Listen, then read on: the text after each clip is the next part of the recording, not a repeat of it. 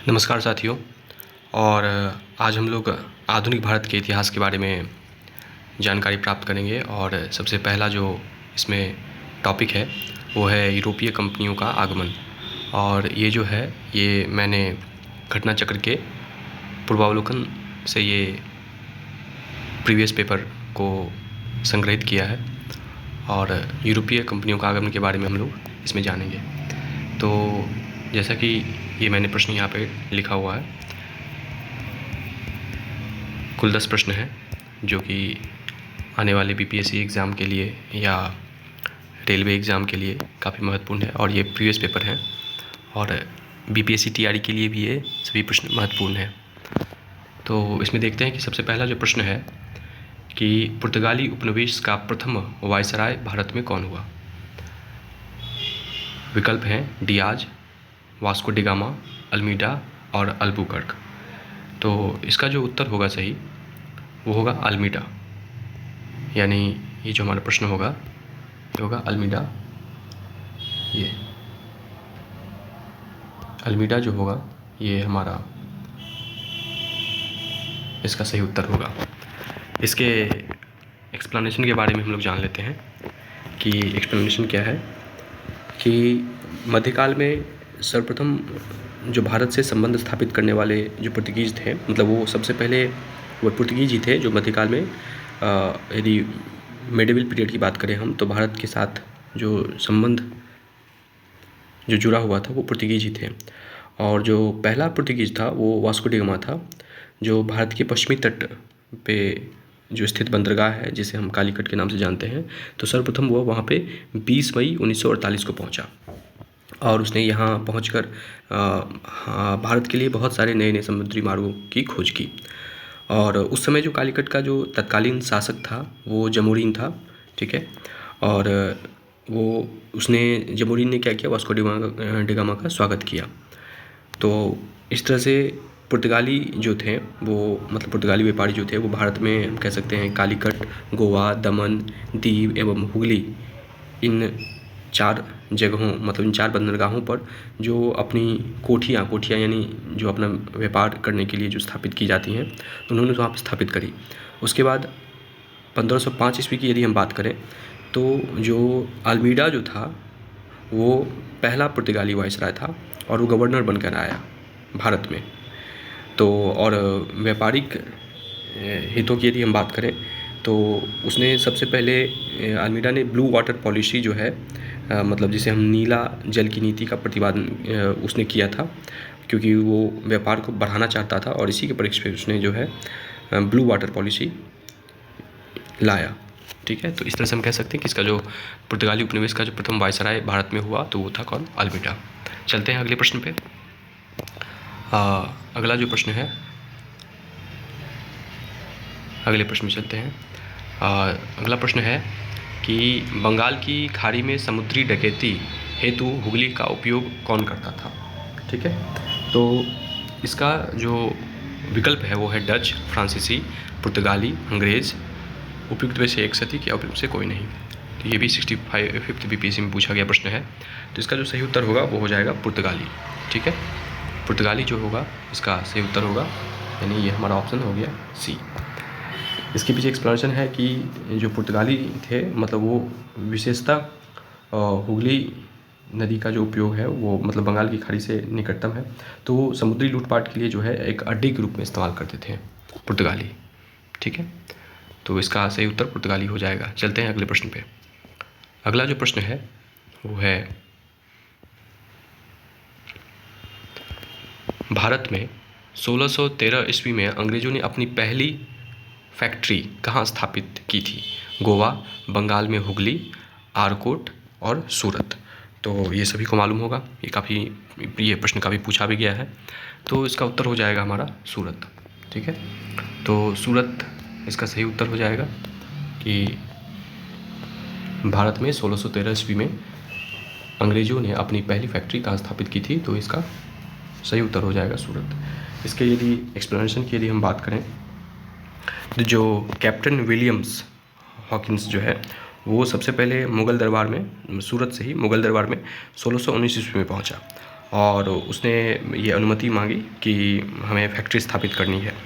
और 1611 ईस्वी में पुर्तगालियों ने विरोध किया कि विरोध किया, फैक्ट्री हम स्थापित नहीं करने देंगे तो अंग्रेज़ों को।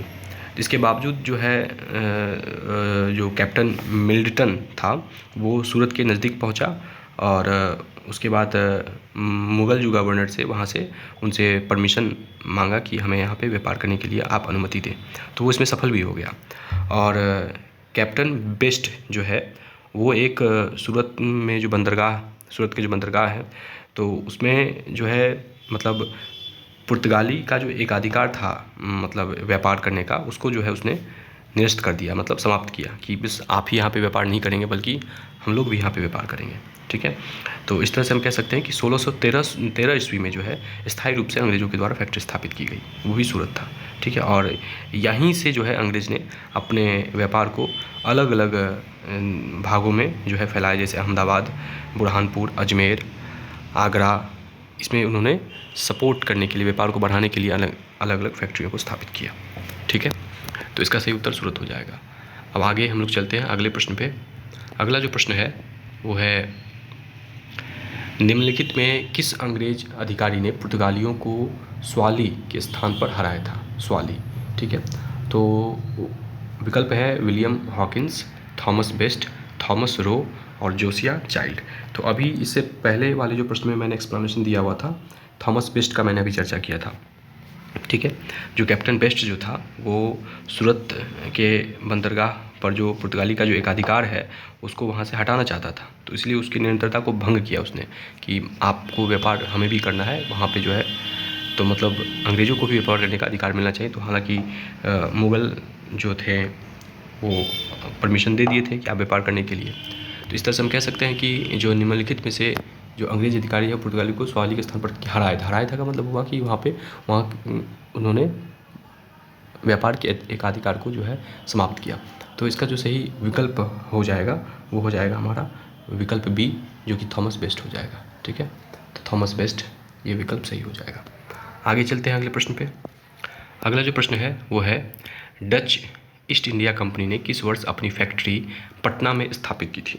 ठीक है, पटना में स्थापित की थी। तो इसका जो सही उत्तर हो जाएगा वो हो जाएगा 1632। ठीक है, यानी विकल्प हमारा हो जाएगा 1632, जो कि विकल्प हो जाएगा हमारा,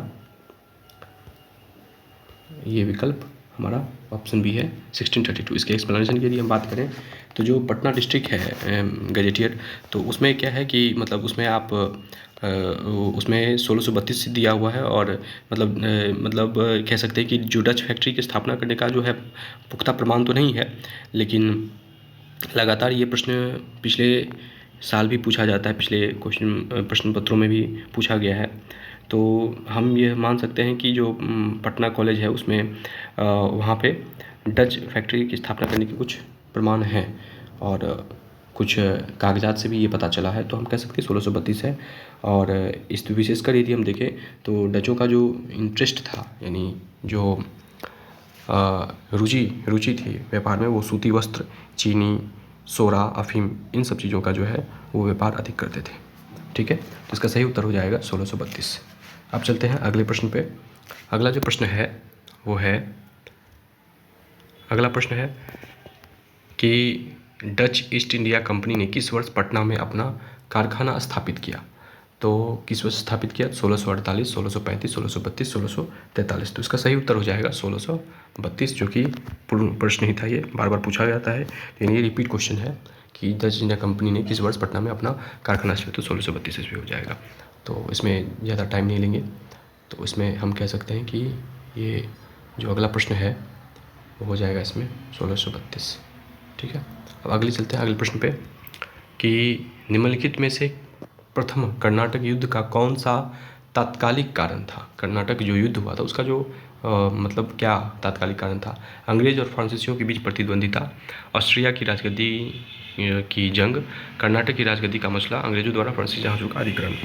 तो उसका जो सही उत्तर हो जाएगा वो हो जाएगा अंग्रेजों द्वारा फ्रांसीसी जहाज़ों का अधिग्रहण। यही जो है तात्कालिक कारण था। अंग्रेज़ों ने क्या किया था, फ्रांसीसी जहाज़ों को अपने कब्जे में ले लिया था, तो जिसके कारण जो है ये पहला कर्नाटक युद्ध हुआ।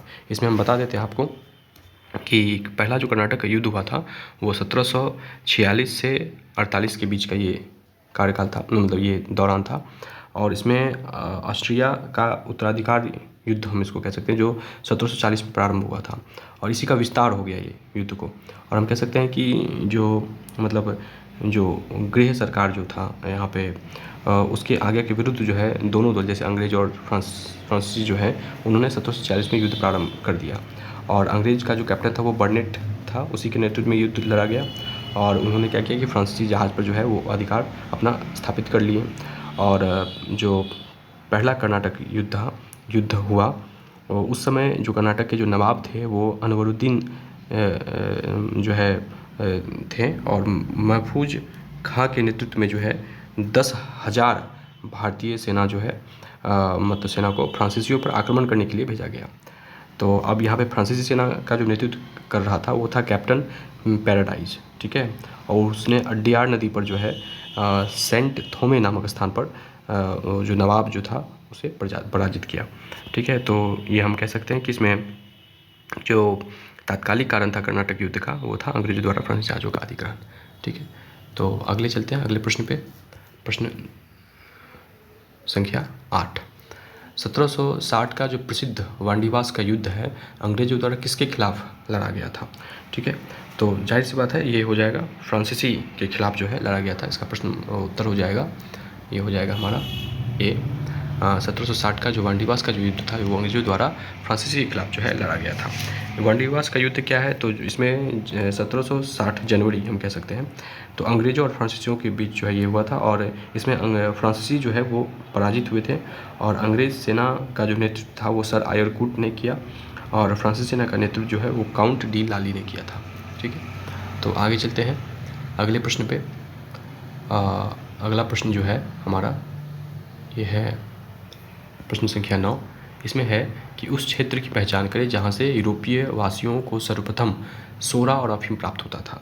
तो इससे पहले एक्सप्लेनेशन में मैंने बताया भी था ये क्वेश्चन। तो इसमें है कि इसका सबसे उत्तर हो जाएगा सही, हो जाएगा हमारा बिहार, ठीक है। तो बिहार क्या है कि यूरोपीय वासियों का सर्वप्रथम सोरा और अफीम बिहार से ही प्राप्त होता था, ठीक है। तो इसका सही उत्तर ये हो गया। आगे चलते हैं अगले प्रश्न पे। प्रश्न क्या जो है 10 ये है कि अंग्रेजी शासनकाल में भारत का कौन सा क्षेत्र अफीम उत्पादन हेतु प्रसिद्ध था, ठीक है। तो इसका वो सेम रिपीटेटिव क्वेश्चन है ये। देखिए 7 साल के बाद फिर से रिपीट हुआ, ये मतलब 7 साल कह सकते हैं, ये मतलब ये 47th BPSC में है यदि, तो इसमें रिपीट हुआ है 7 साल, ये लगभग या 10 साल है, तो इसमें ये रिपीट हुआ है। तो इसका उत्तर हो जाएगा हमारा, सही उत्तर हो जाएगा बिहार, ठीक है। अफीम उत्पादन बिहार से प्राप्त होता था। और चलते हैं अगले प्रश्न पे। अगला जो प्रश्न है वो है सूची 1 को सूची 2 से मिलाइए, ठीक है। तो इसमें हम मिलाएंगे कि सबसे पहले सूची जो है वो खोज करता है और यहाँ पे जन्म स्थान है कि जो कौन खोज करता थे और उनका जन्म स्थान कहाँ पे, जैसे है क्रिस्टोफर कोलंबस, ठीक है। तो क्रिस्टोफर कोलंबस जो है इनका जो जन्म है वो हुआ था भाई इटली में। कहाँ पे हुआ था, इटली में हुआ था, ठीक है। और जो जैक्स कार्टियर है इनका जो जन्म स्थान है वो हो जाएगा फ्रांस, क्या हो जाएगा फ्रांस। और जो सर फ्रांसिस ड्रेक हैं इनका जो जन्म स्थान है वो हो जाएगा यूनाइटेड किंगडम, ठीक है।